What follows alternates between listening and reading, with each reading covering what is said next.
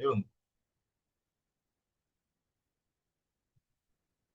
Ayan. Pa-double check lang. Kita na ba ulit yung screen? Opo, Yes, sir. sir. Okay. So again, nung last time na pinakita ko sa inyong video is compression into 10 minutes video. So ito po din lahat ng mga nakalagay doon. So gaya nga ng sabi ko, yung 10 minutes na yun is medyo mixed. Kaya ang gagawin natin, isa-isayin natin siya para mas maintindihan nyo ng maayos. And then may mga exercises and also activities para ma-practice nyo kung paano kayo gagamit itong software application na to. Okay, so yung Adobe Illustrator. So start tayo dito sa number 1 na artboard. So si Adobe Illustrator is a professional vector-based design and drawing program for creating drawings, illustrations, and artwork using a Windows or Mac OS computer. So meaning, available siya sa mga Windows PC and then syempre sa Apple PC rin. Wala lang pong Linux.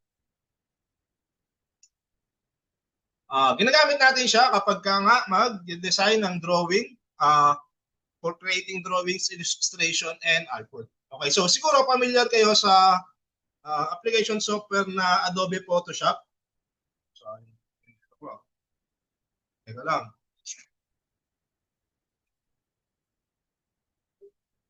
Okay, so ang difference po nilang dalawa sa Adobe Photoshop is syempre, from the word itself, Photoshop, mas magandang gamitin si Adobe Photoshop kung ang i-edit natin or gagamitin nating design is puro photos. Okay? Compared dito kay Adobe Illustrator, dun siya, mostly ginagamit siya sa mga posters design, logo creation, anything na vector-based. So meaning, kapag kagaya nung nasa video, kapag zoom in natin siya na napakalapit, hindi nagbabago, hindi siya nagiging pixelated. Yan, kagaya niyan, di ba? So compare natin sa mga Photoshop, yung pixels niya is kapag na-zoom in natin yan, nagbabago or lumalabo. Pagtingin natin. Okay, so yan, hindi siya kagaya nito. Okay? And then, paano ba natin ginagamit? How Adobe Illustrator is used? Used to create a variety of digital and printed images, including cartoons, charts, diagrams, graphs, logos, and illustrations. Allows a user to import a photograph and use it as a guide to trace an object in the photograph. It also makes it possible to manipulate text in many ways, making Illustrator a useful tool for creating postcards, posters, and other visual design which uses text and images together. Okay, so yan po yung ginagamit natin. Paggagamitan natin ng Adobe Illustrator. So again, itong software na to is a professional tool. Hindi nyo siya pwedeng i-compare sa mga AI na platform na nakikita nyo. So meaning, gaya nga nasabi ko sa inyo ng una, ibig sabihin, magsisimula kayong from scratch. So ibig sabihin, pagaganahin nyo yung imagination nyo kung paano yung design na gusto nyo kalabasan or i-output. Okay, using your imagination and also yung knowledge nyo sa paggamit ng apps na to or application na to. And then, yung skills kung paano nyo ipapalabasin yung output na gusto nyo mangyari. Okay? Next, get to know Illustrator tayo. So, meron tayong workspace, zoom and pan, create a new document, and saving your work. So, usually, sa first day or sa first introduction natin, ito lang muna yung dinidiscuss ko. One by one yan, may mga exercises tayo na gagawin. Okay, later on. So, dito, pag sinabi nating workspace, ibig sabihin, ito, yung nakikita nyo kapag gumagamit kayo ng Adobe Illustrator. So, ano ba yung graphics or yung GUI niya, yung graphical user interface niya. So, kung paano natin siya gagamitin. Okay? So, pag sinabing workspace, ibig sabihin, kailangan i-familiarize nyo yung workspace ni AI. Okay? So, for example, ayan, meron tayong nakikita na mga tools dito. Meron sa taas, meron sa kaliwa, and then meron din sa kanan. Tapos, kung ano yung nasa gitna, yan. So, yan yung ating artboard. Okay? So, kailangan isa-isayin natin ano-ano ba yung mga yan. Okay? So, simulan natin dito sa pinakataas. Ayan, yung merong AI logo icon. Tapos may home dito. Tapos may file, edit, object. Yan, and so on and so forth. Now, ang tawag natin dito is menu bar. Okay? O kabisaduhin nyo ha, ito yung tinatawag nating menu bar. And then next naman nito is ito yung control panel. Yung pangalawa. Okay? So dito baka magtaka kayo, minsan kasi kapag bukas nyo ng Adobe Illustrator, lalo na kapag first time use nyo, ganito yung itsura niya by default. Okay? Wala yung kaninang tinuturo ko dito na control panel.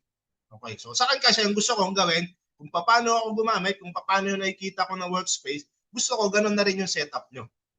Para at least kapag ka nag-demo ako, hindi kayo malilito, asan ba hinahanap ni Sir yun? Wala naman sa akin. Okay? So now, para mapalabas natin tong control panel na to, yung control panel kasi, extra panel yon para at least makita nyo ng mas madali or mas mabilis kung paano nyo i-edit yung mga properties kapag ka gumagawa na kayo. Okay? So makikita din nyo dito sa menu bar, itong switch workspace. So by default, ganito siya. Wala siyang control panel. So para mapalabas yung control panel na sinasabi ko, click nyo lang tong Essentials Classic. Okay, so para lalabas yung control panel dito sa second layer, katabi ng menu bar. Okay, so nasusundan ba? Yes, sir. Yes, sir. Kunyari pa. Okay, now, proceed tayo dito sa ating left side, which is kung saan dito nakalagay yung mga tools natin. So pag sinabing tools, ay yung mga tools na kailangan natin gamitin para makapag-create tayo ng any design or any shapes. Pwede rin dito, papalit ng color. Ayan. Ito yung mga tools natin. Tools ang tawag ka. So by ganyan, docking kasi siya, natatanggal. O minsan baka ma-accidentally, magalaw nyo siya. O pag nagalaw nyo, ganun lang din. Marunong na mga gumamit ng PC, di ba? O drag nyo lang doon. This side. Okay? So yan, dito natin makikita yan, like selection tool, direct selection tool, magic wand, lasso tool. So yan. So later on, so on the next day, isa-isayin natin kung paano ba ginagamit itong mga tools na to. Okay? And then next, dito naman tayo sa ating right side. Makikita pa naman sana. Ito naman yung ating mga panels. So like kagaya niyan, docking din siya kagaya nito, natatanggal. Okay? So ganito, ayan. So baka nga accidentally na magalaw nyo, pwede nyo ibalik na dito. Okay. So dito makikita yung ating mga panels, which is kung saan pwede nyo makita. Ayan, kagaya nito, mga layer, properties, export, and then yung kung ano yung artboards na meron tayo, kung ilan yan. So kagaya niyan, nakikita nyo, marami tayong artboards dito. And then yan, mga kulay. Okay. Ayan yung mga extra panels natin na pwede natin makita dito. Yung mga properties sa mga design na gagawin natin. Balik ko lang dito.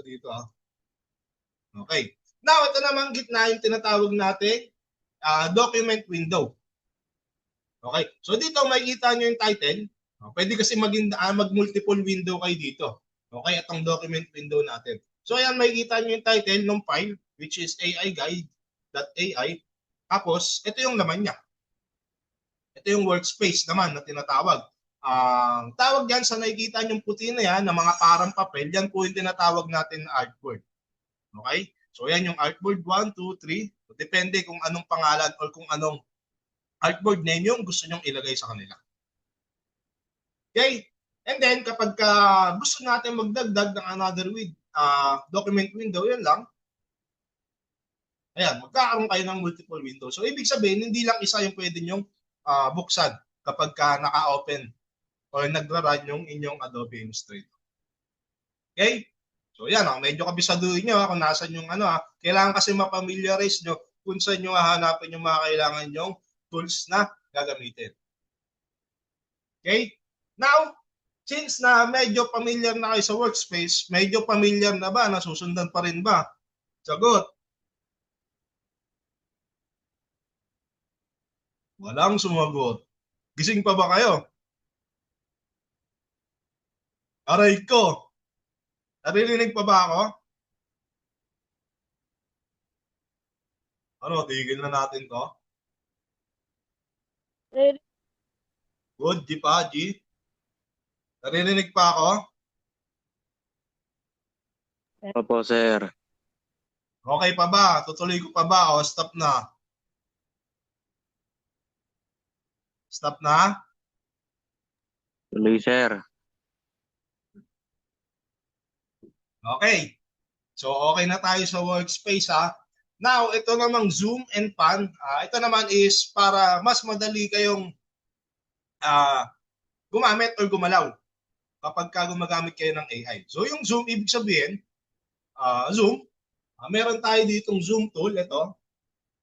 Ayan. Pag click nyo yan, tapos mag-iiba yung mouse cursor nyo. So, by default, naka-plus sign siya. Ibig sabihin, kung saan siya nakatutok, pag click nyo yung left click sa mouse nyo, mag-zoom in. Okay? So, pag pinalitan nyo naman, paano naman pa mag-zoom out? Hold nyo yung Alt. Ayan, naka-hold ako ng Alt button sa keyboard, tapos click. Zoom out siya. O, ayun, example na, meron na tayong tools na isa na nagamit dito, which is yung zoom tool. Okay? Now, ano naman yung pan? So, pag sinabing panning, ito naman yun. Hand tool. So, yung panning, kapag ka gusto mong tawag dito. I-pan yung artboard mo o yung document window mo from left to right. Ay, putik, wala na tayong oras. From left to right. Tapos, ayan. So, ganyan, click nyo lang yan para mahawakan nyo yung page. Tapos, kung gusto nyo papuntahin dyan sa kanan, sa kaliwa, ganun lang. Okay. Now, again,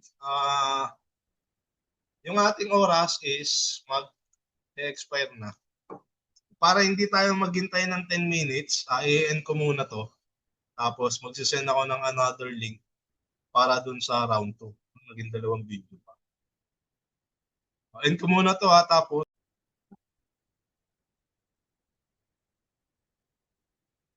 okay, tuloy na natin yung round 2 natin. Ito na siya ha. Share screen ulit.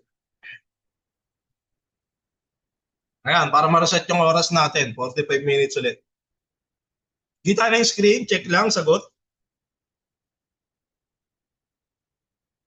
Yes, sir. Okay. So, naputol tayo kanina dun sa panning. Okay, so meron tayong ditong hand tool, tapos na tayo sa zooming tool.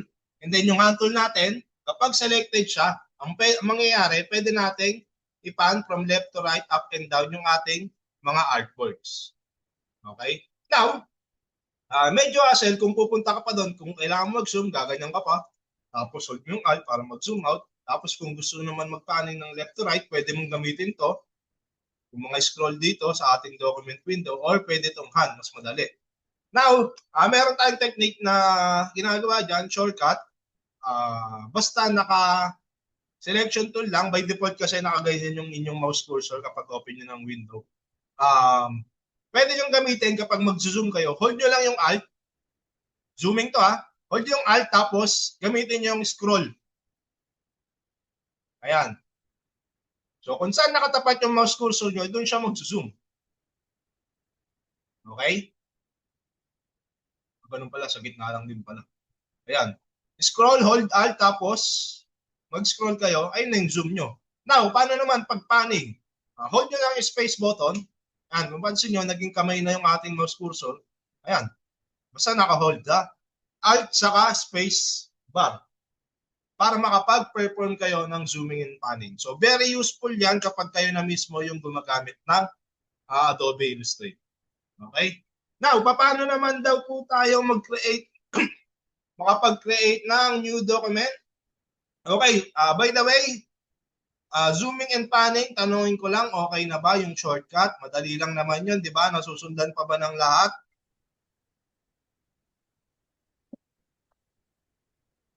Sagot? Okay, sir. Okay. So, Bareno, anong shortcut keys ng panning? O yung hand tool? Space po, sir. Tapos, Hold yung space po. tapos, pag in-hold ko yung space, yan, naka-hold ako ng space, and then, Nag-i-scroll po. i-scroll. Oo. Ito, nag-i-scroll ako. Parang di naman siya nagpapaning. Ano? Alam ko ba nasusundan? Sinong may alam? Paano ulit mag-shortcut ng panning o yung hand tool? Tawag ako ha, tamisin. Royco, nasaan tamisin? Mga hindi sumasagot, lilista ko, absent ha. Again, Hello, tamisin. sir. Yun. O, paano ulit gagamitin yung panning tool ng shortcut? Space bar, sir. Anong gagawin sa spacebar? Sisindihan? Pagka space bar, sir, pindutin yung cursor, sir. Anong gagawin ulit sa spacebar? Pipindutin mo yung space bar, sir. Didiinan. Tapos sabay sa cursor. Anong gagawin sa cursor? Mouse cursor. Kaganyan-ganyan lang. Idadrag mo, sir. Kung left, Paano ko siya i-drag? Anong gagawin ko? Sisigaw ako ng click, drag? sir. Ha? Kiklik mo, sir. Click. Alin Click ang mo, sir. i-click? Left or right? Left. Left. Ganito. Yes, sir. Yan. O, very good. O, ganun ha. Okay, good. Tamisin. Alam nyo, walang recitation to ha. And then next, paano naman kapag Zoom yung gagamitin natin? Villamor, Christian?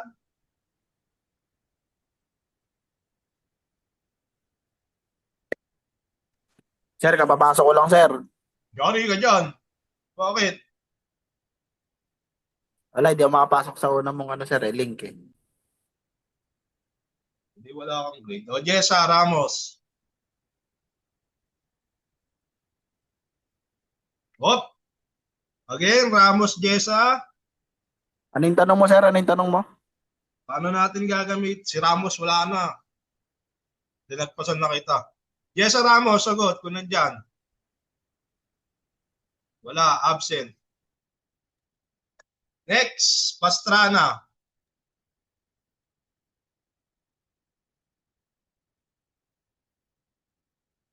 Ulitin ko, Pastrana. Ha? Ano yung tanong mo? Ano ulit yung tanong ko? Ulit na naman ako. Ayoko na nga magtanong. Okay, paano natin, Pastrana, paano natin gagamitin yung zooming tool ng shortcut? Sir, di ko alam. Like ko.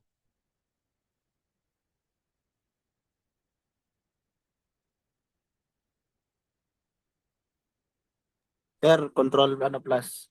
Ha? Control plus. Villamor, control plus, pali. Oh, -1. Ano daw, sir? Control, Diba?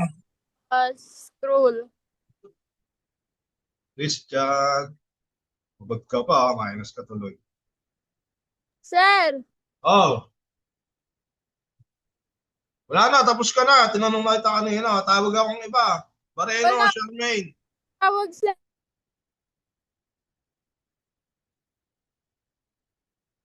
Bareno, Charmaine. Nako, absent to. Hindi sumasagot ha. Absent. O, last na Hello, tama. sir. Ha? Mahina lang yung ano. Ano ulit? Pakiulit. Scroll. Alt, tsaka scroll. Alt, saka scroll. Anong gagawin sa alt? Be specific. Scroll, sir. Ha? The middle. Ano Scroll, ulit? sir, sa middle mouse. Ulitin mo. Anong Scroll, unang sir, step? sa middle Scroll. mouse. Ito, nag-scroll ako. Habang nagsuzoom.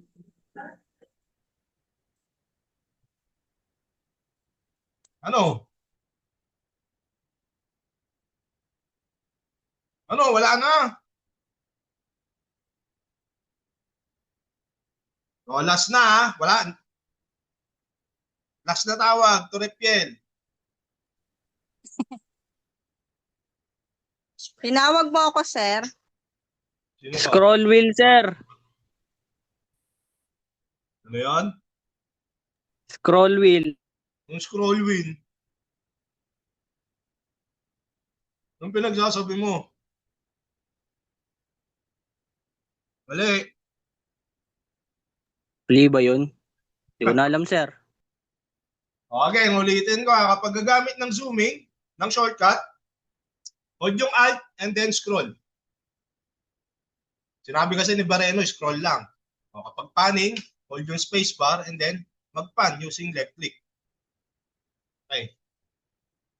O, next na tayo dito. Paano naman tayo mag-create ng new document? So, syempre, punta tayo ng menu bar, file, tapos new. Okay. So, kapag nakapag-new na tayo, meron tayo dito mga presets. Or, ito, meron tayong dito na kung para saan ba yung i-design yung artboard.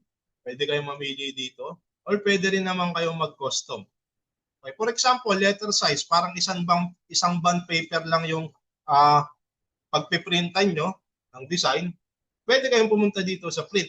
Tapos, hanapin nyo tong letter. So, ito kasi yung mga short sizes na papel. Pag A4 naman, edi A4. Pag legal, ito. Okay, like for example, gawa tayo ng letter size. And then, syempre, wala na tayong babaguhin dito sa preset details. And then, title. Lagyan natin. Yung document title nyo, ha? Yan. And then, dito naman, wala na kayong babaguhin dyan kasi naka-letter size tayo, hindi na natin kailangan baguhin. Pwede nyo lang gawin kung gusto nyo naka-portrait or landscape. Yan, yung orientation. Mga nag-Microsoft Office naman kayo, alam nyo na to minsan. O dapat pala, alam nyo na to. And then, pagdating naman dito sa color mode, so meron tayong dalawang mode dito, RGB and CMYK colors. Anyone, may alam ba dito sa pinagkaiba nilang dalawa? Volunteer na lang kung merong may alam dyan. Anong difference ng RGB color to CMYK color? Okay, kung wala, ginagamit natin yung CMYK color kapag ang design natin is kailangan nating i-print. Alam niyo naman siguro yung print, ha? So, print out. Ibig sabihin, matatouch nyo siya physically ng papel, sa papel. Okay? So, kapag ka RGB naman,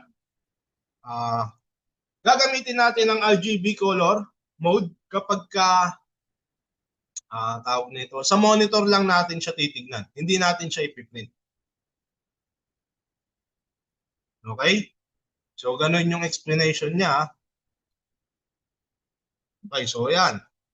Try natin, mag-CMYK lang tayo. Pero hindi naman ako mag-print. Okay? So, pag ganyan na, pwede na natin click yung create.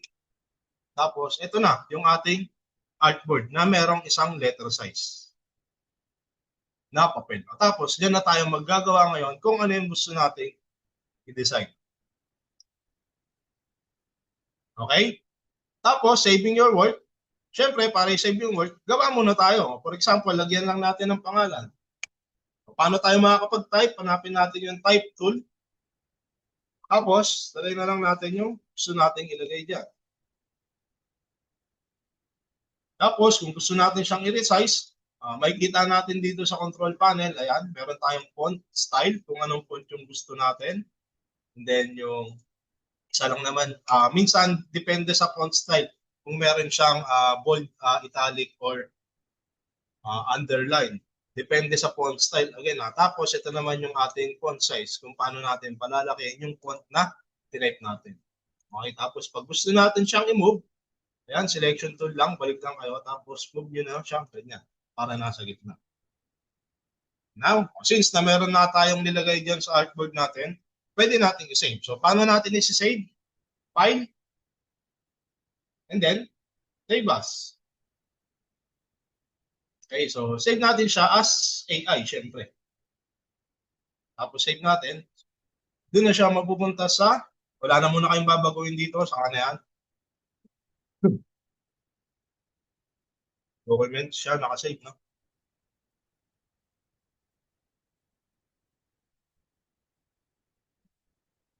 Ayan. So ito yung ating save na file. So close natin to. Paano naman natin siya i-open? So hanapin lang natin yung directory or yung folder directory na. Double click lang natin and then ma-open na siya sa AI. Okay, nasundan?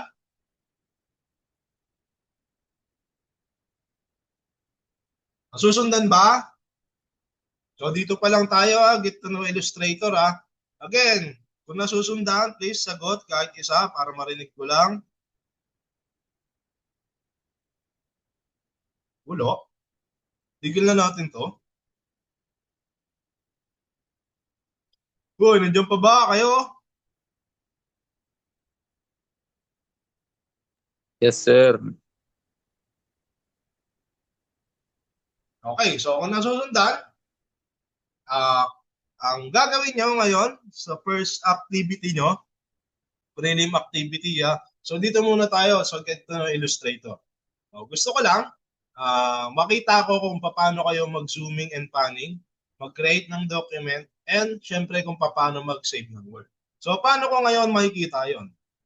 Okay, so doon sa may mga computer, pwede kayong mag-download na ng AI nyo, or sa may mga sariling laptop or computer. So, paano ulit magda-download? Saan pwede mag-download? Dito sa website na to. Kita yung screen, tama? getintopc.com. Tapos, ito yung kanyang homepage. Hanapin nyo yung search bar. Minsan, may mga ads to. Yung kahit saan kayo mag-click, may magpa-pop up or mag-add ng new tab advertisement. So, dapat maging familiar din kayo doon. So yan, search nyo lang Adobe Illustrator. Yan, tapos ayan, may mga lalabas. So as of now, ang gamit ko para sa aking demonstration is 2021 to. Much better kung 21 din yung kuhain nyo, pwede rin naman mas latest. Huwag lang kayong kukuha ng mas mababa. Okay, baka mamaya kasi nagde-demonstrate ako, baka itong mga tools natin or yung workspace natin, possible mag-iba. Pero I think naman hanggang 2024, which is kung ano yung nakikita nyo dito, parang same pa rin naman siya. Okay, so for example, ito yung dinownload nyo. Click nyo lang yan, or yan yung napili nyo. Pagka-click nyo, hanapin nyo lang yung download button dito. Kaya pag na-download, mapupunta na siya sa download nyo sa browser, any browser na gamitin nyo. And then hintayin nyo siyang matapos. And then may password siya na 123 para ma-extract nyo. Okay? So before installing software, you must watch this installation guide video. Pwede nyo panoorin. Baka mamaya kasi minsan ang nangyayari, dinownload tapos rekta install. Meron palang instruction dun sa files kung paano nyo siya i-install. So mostly kapag galing dito, nire-recommend nila na after ma-download ng file, i-off nyo muna yung antivirus and mag-disconnect sa internet. Again, free lang kasi to ha. So hindi nyo kailangan magbayad dito. Okay? So pag na-download nyo yan, minsan mostly recommended is off ng internet and disable your antivirus para mag-install siya successfully. Minsan kasi pagka nakakonect sa internet or may antivirus na naka-enable, ang ginagawa ng antivirus, dinedetect siya as virus. Okay, so pero hindi naman. Okay, kaya lang siya na-detect na virus kasi nga hindi naman kayo dumaan sa legal na free lang kasi to, ibig sabihin wala kayong kailangang bayaran para magamit nyo yung software na to. Okay, for those sa may mga laptop or computer, pwede nyo gawin tapos install nyo na sa computer nyo. And then pwede nyo nang gawin yung mga activity na nandito. Now, para naman dun sa mga wala, gagawin nyo yung activity na to na i-record ko ngayon next week. Okay, so para pagpasok nyo next week sa Room 201, meron na agad naka-ready. Pabisaduhin nyo na kung paano gagawin. So, and then, naka-record din naman to. Ilalagay ko siya sa Google Classroom. Doon nyo siya pwedeng i-replay yung naging discussion natin. Okay? So, maliwanag. After nito, kung okay na lahat, mag-i-start na ako. I-explain ko kung ano ba ang gagawin nyo, yung first exercise nyo or first activity nyo sa prelim. Malinaw na ba lahat? Pakisagot nga. Pwede ako mag-proceed. Yes, sir. Yes po, sir. Okay. So now, ang gagawin ulit natin, workspace, i-familiarize nyo na yan. Tapos kailangan makita natin kung paano kayo mag-zoom. Siyempre, dapat create muna ng document, tapos zooming and panning, tapos mag-save and word. Now, ang gagawin nyo, open nyo ng AI, dapat is recorded pala yung screen nyo. Kasi kapag na-record nyo na, natapos nyo na gawin tong mga to, i-save nyo yung recorded screen tapos i-upload nyo dun sa inyong Google Drive folder. Okay? Yun yung lalagay nyo ngayon dito sa mga folder ninyo. Dito ko i-check sa folder ninyo. Pag wala, edi wala kayong gawa. Okay? So ano po ba yung gagawin? So now, mag-open kayo ng AI tapos kailangan nyo mag-create ng new document. Tapos hanapin nyo yung print and then letter size lang na papel. Okay, tapos wala na kayong kailangan baguhin dito. Okay, create nyo yan para makagawa kayo ng artboard na isa. Okay, na kapag meron ng isang artboard dyan, punta kayo ng type tool, sulat nyo yung pangalan ninyo.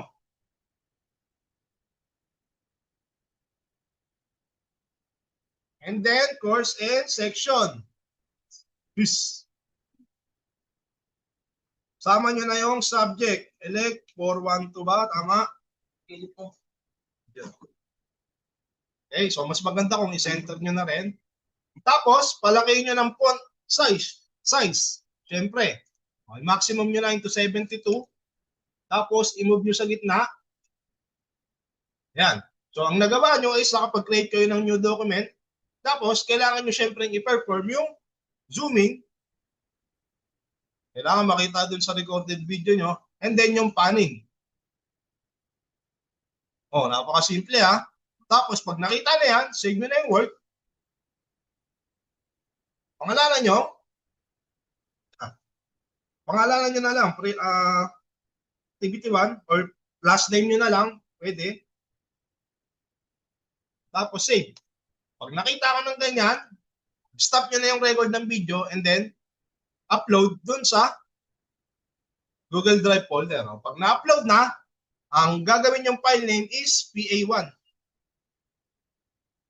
Okay? Ang PA1 means Prelim Activity Number 1. Bukod dun sa registration form nyo, dapat meron na kayong PA1 dito na makikita. Okay, next week ko na yun makikita kapag nagawa nyo na lahat. Pero dun sa may mga computer na, pwede na gawin. Para at this next week, ready na kayo sa next activity na gagawin natin. Malinaw? Malinaw ba? Opo, sir. Okay. Yun po yung gagawin nyo ha next week. So now, dun sa may mga meron na, pwede nyo nang gawin. Marunong naman kayo mag-record ng screen, di ba? Lalo na kung Windows 11 yung gamit nyo, meron yata si snipping tool. Ayan ha, pwede ring waste. O ayan, may makikita kayo dito, record screen. Tapos ayan, press window logo key para ma-record yung buong screen ninyo. Tapos, stop nyo na lang pagtapos na and then masasave na siya dito. Tapos yun yung i-upload nyo. Or kapag wala na to sa mga Windows 10, si snipping tool is wala pang record screen, pwede kayong gumamit na ito mismo ng Zoom or anything na basta kailangan ma-record yung screen nyo.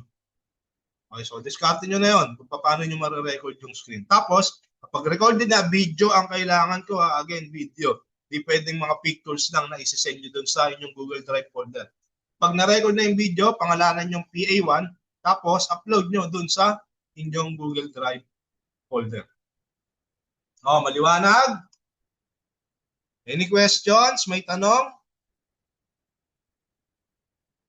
Wala na ha? Okay. So for now, yun muna. So nandito pa lang tayo. Nasa umpisa pa lang tayo. Get to know Illustrator. So sa susunod, syempre yan, isa-isay na natin yan. Lahat. Okay? Questions? Wala. Okay, before mag-end, okay na. Wala na akong didiscuss pa na na-explain ko na lahat kung anong gagawin ha. Wala na kayong tanong ha. Okay, wala. Check ako ng attendance. Pag di sumagot, absent.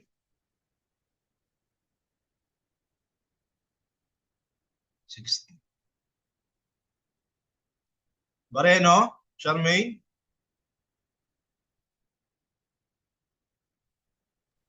Yes, sir.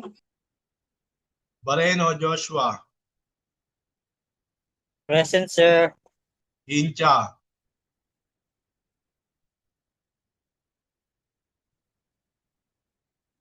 Incha. Oh, wala yata. Last one, Incha. Absent. Olimpiada.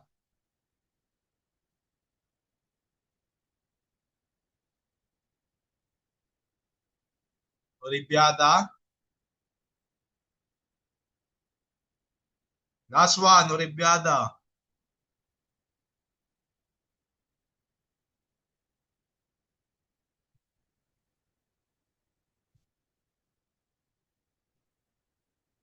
Bakit ba? Wala bang mic? Sige. Pastrana, Tresha. Sir. Ramos, Daniel.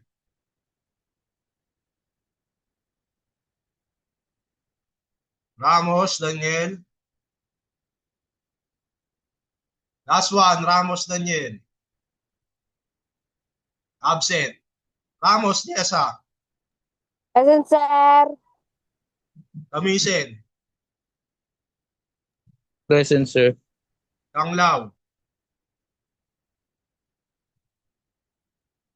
Langlao, Jasmine. Absent. Ripiel. Present, sir. Miloria, Kim. Miloria, Kim. Absent. Verdadero, Lawrence. Present po, sir. Villamor, Limuel.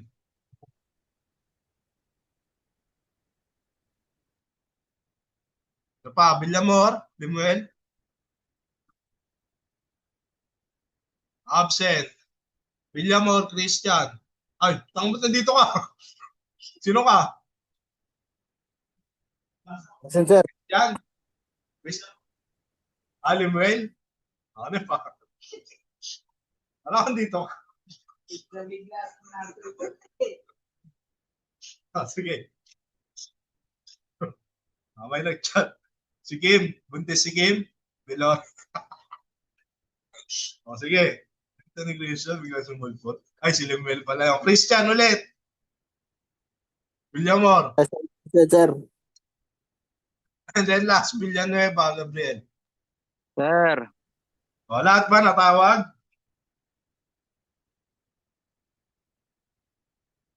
Lahat natawag ha, walang sumasagot. Okay. So yun po yung ating gagawin. By the way, naka-record to. Makikita nyo yung recording dun sa Google Classroom. Dito Ay, hindi na pala ako naka-share screen. Ayan, so wala pa tong laman. Magkakalaman to mamaya kapag na-upload ko na yung recorded video. Okay na? Okay, so that's it for today. Meron pa bang questions?